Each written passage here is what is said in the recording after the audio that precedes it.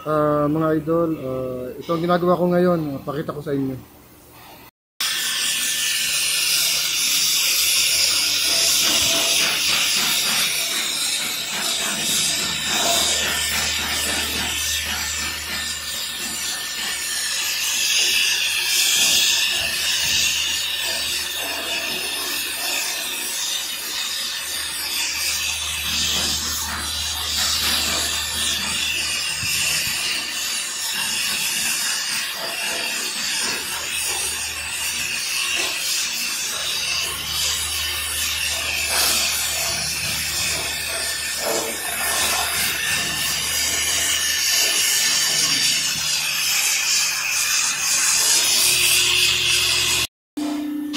Yan mga idol, ipapakita ko yung itsura.